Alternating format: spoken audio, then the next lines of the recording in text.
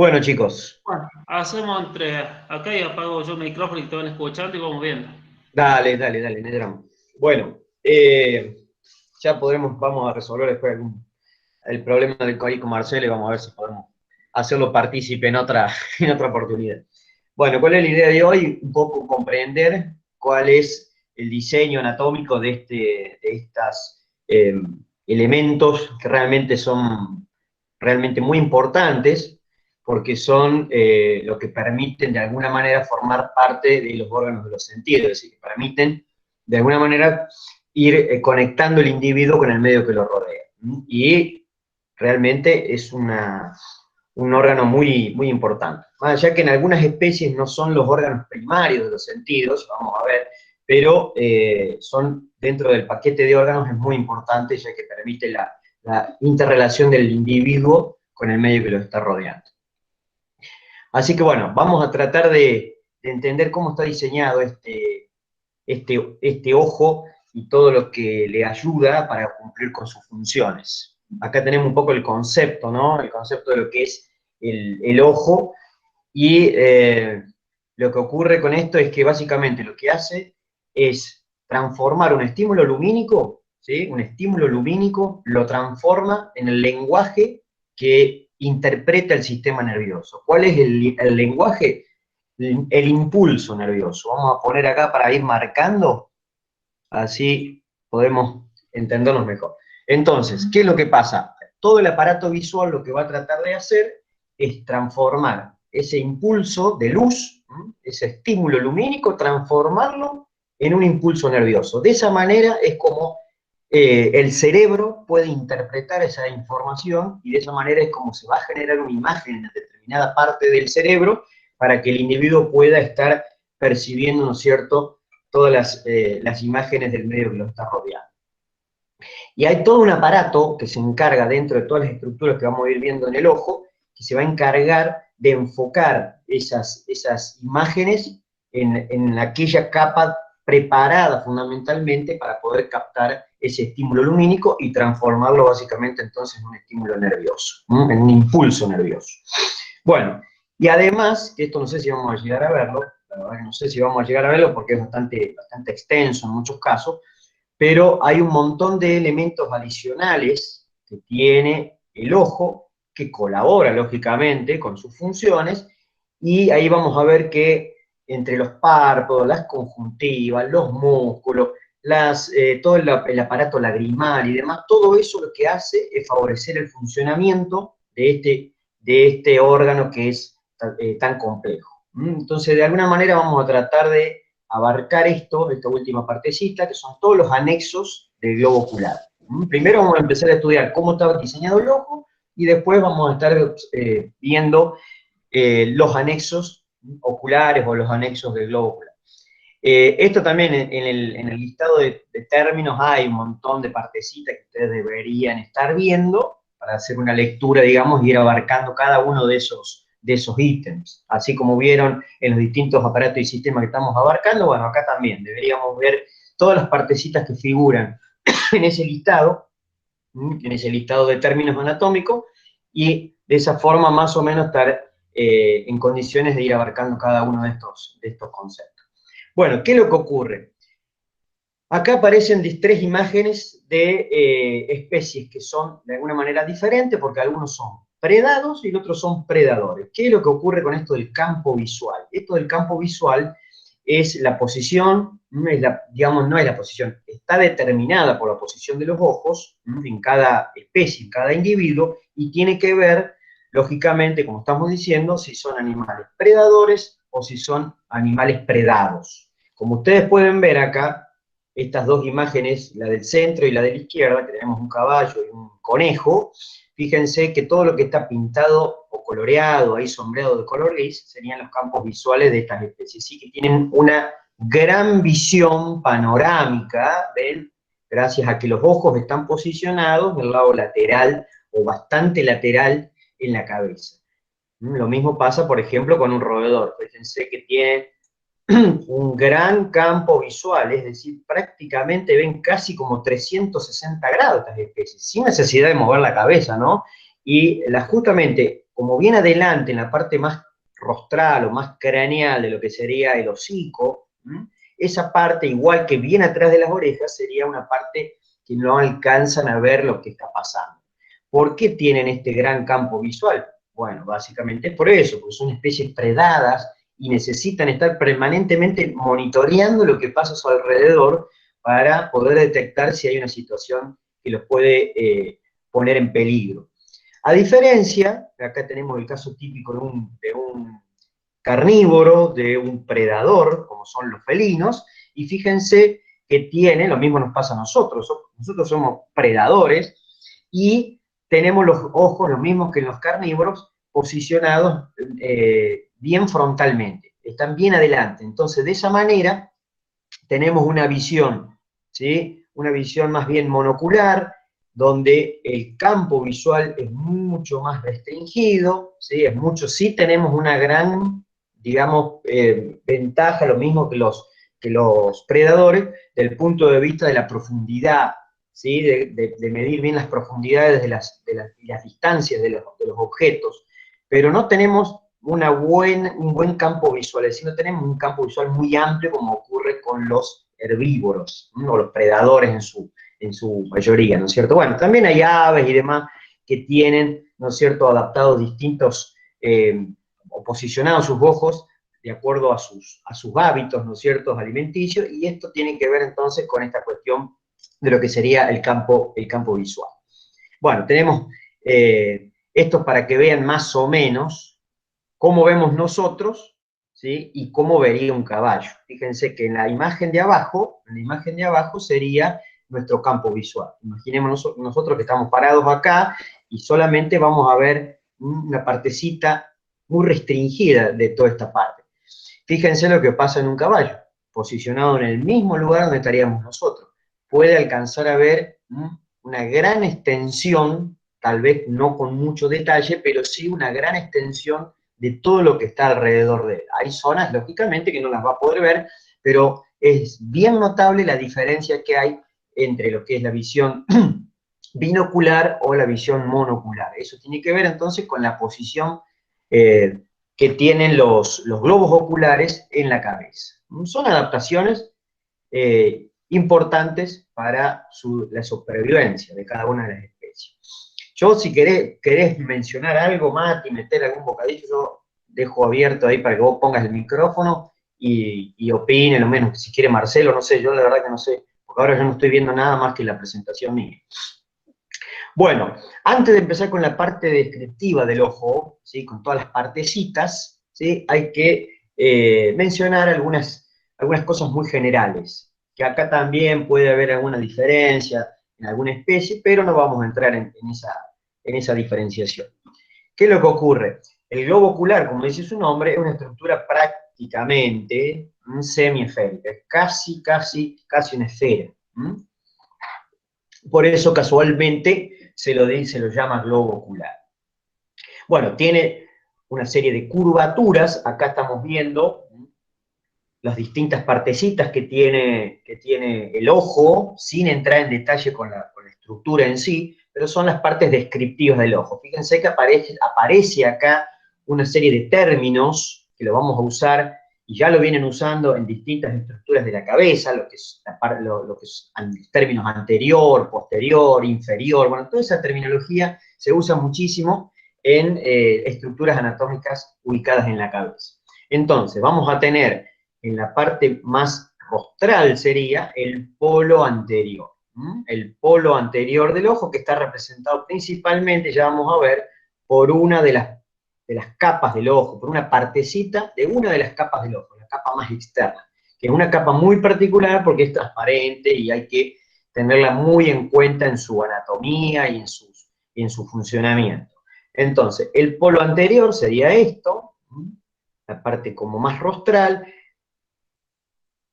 Inversamente vamos a tener en la parte caudal el polo posterior, que estaría como en la profundidad de la órbita, esto es lo que está más atrás. Después vamos a tener un eje que pasaría desde el centro del polo anterior, bueno, es imposible hacer una línea recta con el mouse, y pasando por el centro del polo posterior, justo como a la mitad, eso se llama eje óptico.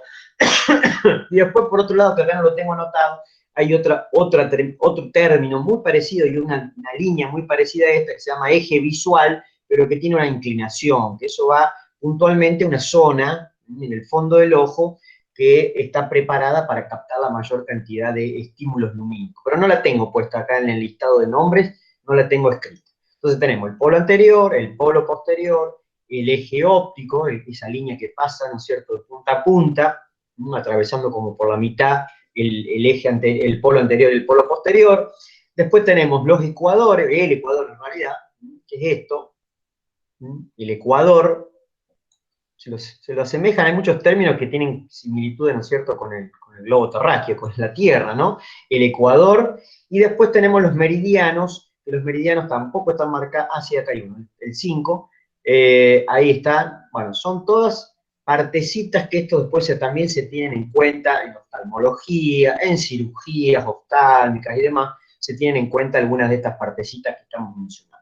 Y algo que es para destacar, es importante, que en el polo posterior, desde el polo posterior, vamos a tener la emergencia de un nervio que lo vamos a repetir en varias oportunidades. Como ustedes habrán visto desde el comienzo de clase, estamos estudiando, en los distintos temas, estamos estudiando nervios o pares craneanos. Pares craneanos, nervios craneanos que salen de la base del encéfalo. Bueno, y acá tenemos uno de ellos, que este es muy importante, el número 6, que está marcado ahí con el número 6, el nervio óptico. El nervio óptico es el par craneano número 2. El par craneano número 2. Bueno, esto después vamos a seguir un poco su recorrido, vamos a ver la importancia que tiene, porque de acá empieza, a partir de una capa interna del ojo, ¿no es cierto?, va a empezar a fluir la información, esos impulsos nerviosos que van a viajar por los nervios ópticos hasta determinado lugar del cerebro para que ahí se procese toda esa información y se pueda transformar en una imagen, ¿no?, para que el cerebro pueda entenderlo. Entonces, esto es fundamental para la parte visual, ¿no es cierto?, para la parte visual del ojo, los nervios ópticos. Después vamos a ver cómo se disponen, cómo hay un intercambio de información entre un nervio óptico de un ojo con el del otro. Bueno, todo esto en la práctica después tiene mucha importancia, ¿sí? Lo van a ver en numerosas oportunidades en la carrera, van a tener que estudiar toda la que es la vía visual, cómo evaluarla. Bueno, todas esas cuestiones tienen que ver con esto que estamos tratando de ver ahora. Bueno, si nos vamos puntualmente a la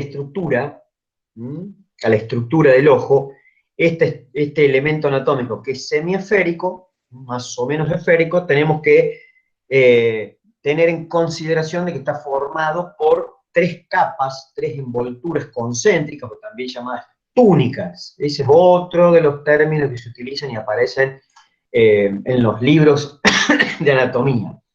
Son 3 capas, una arriba de la otra, hay una capa externa, hay una capa intermedia y hay una capa interna, y cada una de ellas, ¿sí?, tiene características particulares y también funciones, de alguna forma, funciones también bastante particulares. ¿Y qué es lo que vamos a encontrar adentro del ojo? ¿Sí? Porque es una estructura que tiene una serie de cavidades, y en esas cavidades vamos a encontrar también contenido. Una lente, hay muchos términos que ustedes seguramente alguna vez los habrán escuchado, una lente que tenemos ahí adentro, naturalmente, denominada cristalino, y además unas cámaras o unas cavidades que van a estar ocupadas por líquido. Vamos a ver también las características que tiene, la importancia que tiene ese líquido. Ese líquido se denomina de esta manera: humor acuoso y humor vítreo. Este tiene una consistencia un poco más gelatinosa que el humor acuoso, que, como dice la palabra, es básicamente líquido, bien líquido y transparente. Bueno, lo que vamos a tratar de entender entonces es cada una de estas capas, ¿sí? La túnica externa, que es fibrosa, la túnica media, que se denomina túnica vascular, o también tiene otros sinónimos, y la túnica interna, que es la nerviosa. Todas realmente son muy importantes, ¿sí? Esta parte, el estudio del ojo, la oftalmología, es una de las ramas, ¿sí? De las numerosas ramas que tiene la medicina veterinaria, y ni hablar de la medicina humana, que más ha avanzado en los últimos años, ¿sí? La cantidad de técnicas, la cantidad de métodos de diagnóstico, todo lo que se usa para entender el funcionamiento y sobre todo para corregir todos los problemas visuales, es terrible lo que ha avanzado en las últimas décadas.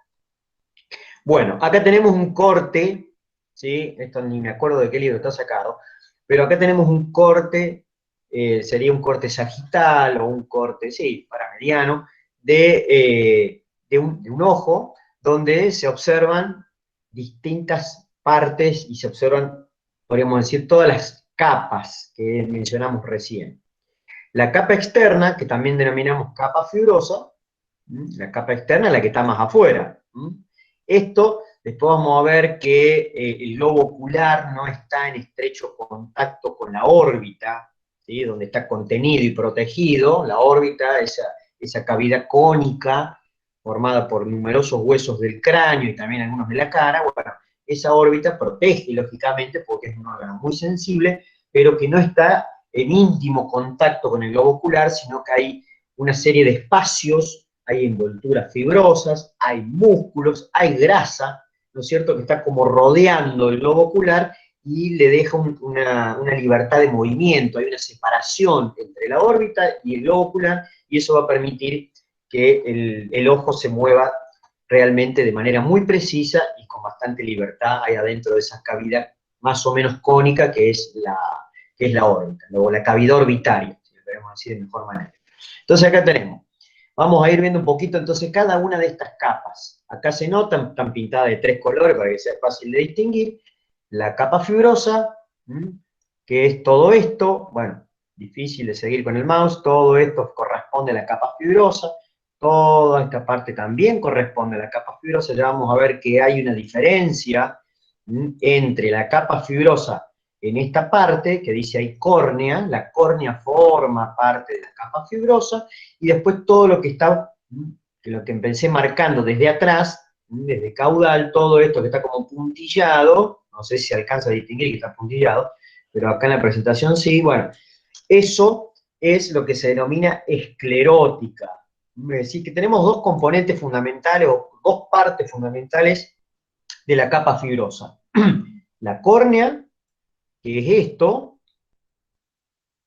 y toda la mayor parte, todo esto que está por detrás, por caudal, es la esclerótica. Acá dice esclera, pero es esclerótica, que ya vamos a ver las características que distinguen a una y la otra. Son las dos de tejido fibroso, pero esta, la córnea, es muy particular, ¿sí? Es muy particular el diseño que tiene, y algo muy llamativo es que es un tejido transparente, ¿sí? Que hay varios elementos transparentes que van a permitir, y es sumamente necesario para el estímulo lumínico, para que la luz pueda pasar, a lo largo, ¿no es cierto?, del recorrido de las distintas estructuras. Hay algunas de ellas que son transparentes.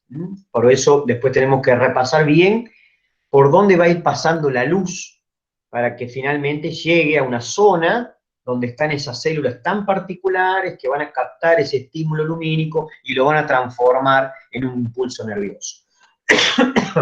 Entonces, la primera es la túnica fibrosa, la más externa de todas, la que le va a dar cierta consistencia, va a participar para que el globo se mantenga, ¿no es cierto?, con una forma particular, en esa forma semiesférica, y una parte de esa túnica fibrosa se denomina esclerótica, que no es transparente, y la otra partecita, que es menor, y que tiene una curvatura también muy particular, es la córnea, ¿sí? Esas dos partes corresponden a la túnica fibrosa, ¿sí? A la túnica fibrosa.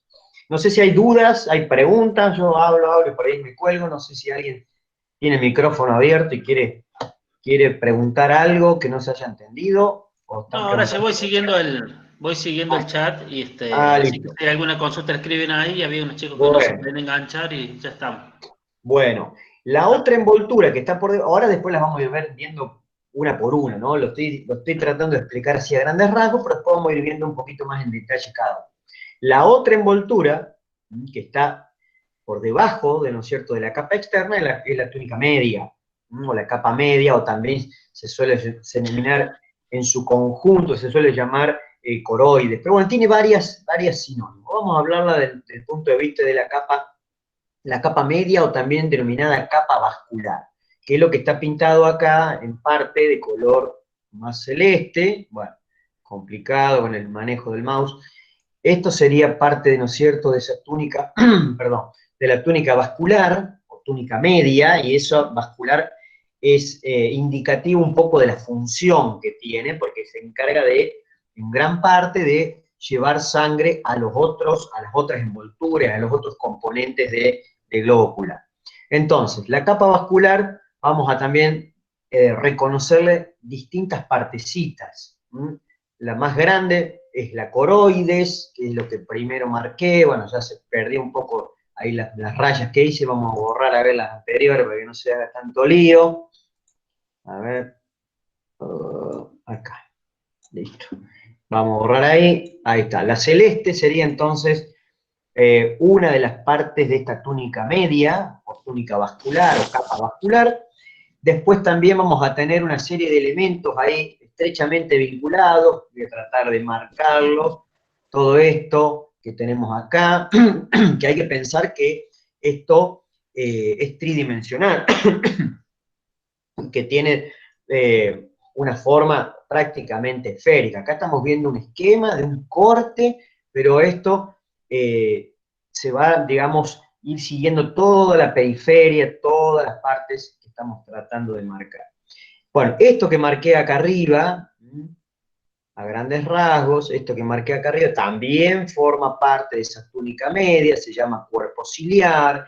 Esto que está acá también forma parte de la túnica media, que es parte de un esfínter de alguna manera, es como una especie de diafragma que sirve para regular la cantidad de luz que ingresa, y que también le da la coloración, el color de ojos, que realmente no es muy importante, pero sí es importante el rol que cumple, esto que marqué, que se llama iris, ¿sí? El iris también forma parte de la túnica media, y el iris funciona permitiendo que pase más o menos luz a través de una abertura justamente que queda, que es la pupila. La pupila, nosotros en el ojo nuestro y en los ojos de los animales, lo vamos a ver como una estructura de color oscuro, no es una estructura en sí, sino es un espacio que va a permitir el paso de la luz. Y dependiendo de cómo se dispongan los músculos que hay adentro, que realmente son músculos muy chiquititos, va a ir modificándose la forma de la pupila. Nosotros tenemos una pupila, ¿sí? Ese orificio lo vamos a ver, es como una estructura circular, ¿no es cierto? Pero en otras especies van a ver que tiene una forma ovalada, puede ser ovalada en sentido longitudinal, otros transversales. Bueno, eso depende cómo se disponen los músculos que están dentro del iris. El iris, la parte, digamos, del color del ojo es lo menos importante. Lo más importante es que va a regular el tamaño, ¿sí? El tamaño de la pupila. Y esa regulación de tamaño se hace de manera automática. Se hace de manera automática. Cuando hay mucha luz en el ambiente, ¿sí? Se achica la pupila, y cuando hay poca luz en el ambiente se agranda la pupila. Y eso va a permitir que ingrese más o menos luz para poder estimular, perdón, para poder estimular justamente esta última capa que está acá adentro, que es la retina. Que ahí es donde están las células capaces de transformar el estímulo lumínico, es decir, ese estímulo luminoso, en un impulso nervioso. Entonces, todo esto que estamos marcando forma parte de la túnica media. De la túnica media. La coroides, ya vamos a ver algunas particularidades que tienen los animales y que nosotros no lo tenemos desarrollado, que son adaptaciones también de los mamíferos. Bueno, todo esto que está marcadito acá forma parte de la túnica media. Esto que está acá, ya vamos a ver un poco las funciones que tienen, que se llama cuerpo ciliar, que acá aparece de nuevo por abajo. Recuerden que todo da toda la vuelta, es algo tridimensional esto. Acá estamos viendo solamente un pedacito. Todo esto se llama cuerpo ciliar y es muy importante también, sobre todo para influenciar la forma de esta, que es la lente natural que hay adentro del ojo, que es el cristalino. Bueno, ya vamos a ver un poquito cómo es que trabaja este cuerpo ciliar para modificar la forma del cristalino, para tratar de enfocar ni más ni menos la luz. Esta es la idea, ¿sí? La luz tiene que ser enfocada en un lugar puntual, ¿sí? Para que pueda estimular normalmente a la retina, que es la capa interna y la capa nerviosa. Bueno, y el iris, que ya dijimos que es otra de las partecitas de esta túnica media o túnica vascular, que el rol fundamental que tiene es permitir mayor o menor paso de luz. Bueno, ya vamos a ver un poco más esas cuestiones. Y ahí tenemos la última, lo que está pintado de color amarillo, no termina acá, sino que también sigue, un poquito más adelante. A ver si borro un poco. Vamos a borrar. Bueno, lo que está pintado de amarillo sería la túnica interna, la túnica nerviosa también denominada, donde uno de los componentes ahí que más seguramente conocen es lo que se denomina la retina, bien digo, ¿sí? La retina. Bueno, esto que está pintado de color amarillento es la retina. La retina sigue todo por acá, inclusive también tapiza parte del cuerpo ciliar, también, bueno, llega hasta un lugar bastante adelante, pero es toda una parte, la que llega bien adelante es una parte que no hay una cantidad, no hay prácticamente células fotosensibles, es decir, células capaces de percibir, captar ese estímulo lumínico.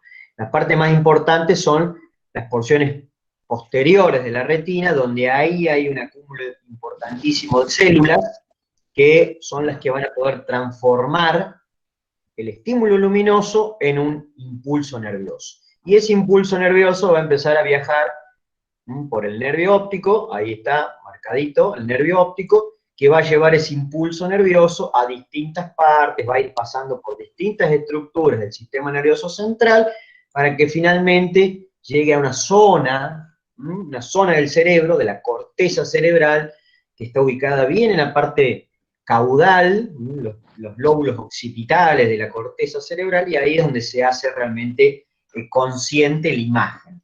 Ahí es donde se proyectaría la película, podríamos decir. Bueno, fíjense que acá dice parte óptica de la retina, es lo que estamos mencionando. Se llama así parte óptica porque justamente es en el lugar donde hay una alta concentración de células nerviosas capaces de transformar ese estímulo lumínico en un impulso nervioso. Es decir, todo esto, en definitiva, todo lo que estamos viendo, con todos los componentes internos, más todo lo que está por fuera, más lo que regula el movimiento, más lo que lubrica, todo eso, el objetivo que tiene es finalmente que el impulso, digamos, el estímulo lumínico llegue a un lugar adecuado del ojo, que no llegue a cualquier lugar del ojo, porque si no, ahí empiezan a haber desórdenes visuales, ahí empiezan a haber numerosos trastornos de la visión, que en el humano, ¿no es cierto?, son muy conocidos la cantidad de desórdenes que hay. Bueno, ya después vamos a hablar un poquito de todo eso. Bueno, esto está sacado del DICE, de un libro que ustedes seguramente ya tienen, que es más o menos el mismo esquema, nada más que acá se ha intentado con este tipo de dibujo como hacerlo más tridimensional. Difícil por ahí de entender hasta que uno está un ratito mirándolo, pero más o menos lo mismo, ¿no? Acá tenemos con el número 7, sería la capa más externa, los colores acá no están representando lo que realmente es, pero bueno, la capa externa, la esclerótica, después ahí la capa media vascular, donde están dibujaditos un montón de vasos sanguíneos, y ahí el nombre de capa vascular, y la última, con el número 8, sería o 9, es decir, la capa interna o la capa nerviosa. Después, ahora vamos a empezar a desglosar cada una de estas partecitas para que se pueda entender. Primero lo más general y después nos vamos a ir a lo más particular.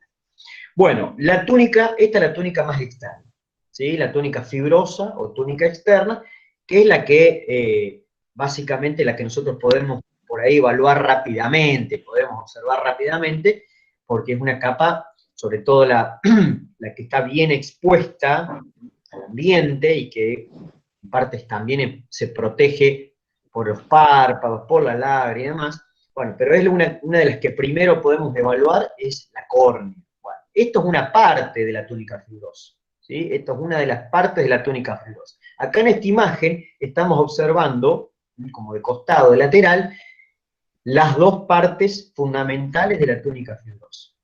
Esto, que es más bien blanquecino, y esto que acá estamos viendo, que es transparente y nos deja ver algo por dentro. Bueno, las dos son partes de la misma túnica, las dos son componentes de la túnica fibrosa, pero esta es la esclerótica, que tiende a tener un color blanquecino, puede tener algún tinte más amarillento, más azulado en algunas especies, pero tiende a ser un color blanquecino. Toda la túnica fibrosa, tanto esclerótica y córnea, le dan, como dice acá, la consistencia, le dan gran parte de esa forma semiesférica que tiene el globo ocular. Y eso mantiene en su interior a las otras envolturas y mantiene también con cierta presión el contenido que está ahí adentro. Si ustedes se tocan su ojo a través de los párpados, ¿sí? Van a sentir que tiene una consistencia particular el ojo. Bueno, esa consistencia está dada por la presión, esa presión interna que generan los líquidos ahí adentro, y eso está principalmente mantenido gracias a esa túnica fibrosa. Entonces, lo que vemos blanquecino es la esclerótica, lo que es la esclerótica. Y lo que es transparente es la córnea, ¿sí? Son dos tejidos fibrosos, pero la córnea tiene un diseño muy, muy particular. En la esclerótica es donde después se van a fijar los numerosos músculos que mueven a los ojos, ¿sí? Son músculos denominados extraoculares, son músculos que se van a fijar desde distintas partes de la órbita, se van a anclar en la esclerótica, ¿sí? Nunca cometan el error de decir que los músculos se insertan en la córnea. Eso sería inviable desde el punto de vista visual, que los músculos se peguen en la córnea, eso sería totalmente problemático porque no habría forma de que la luz pueda pasar. Este tejido que estamos viendo acá, tan noble y tan particular, que es la córnea, es transparente justamente para permitir el ingreso de la luz. Por lo tanto, no hay ninguna cosa que se esté fijando en la córnea, no hay ninguna estructura anatómica que se esté anclando en la córnea. Sí en la esclerótica. En la esclerótica, que está más atrás, ahí es donde se van a anclar los numerosos músculos que vamos a estar viendo, que se encargan de mover los ojos de una manera muy precisa, muy puntual, ¿sí? Tienen una capacidad de movimiento realmente que es sorprendente, los músculos extraoculares.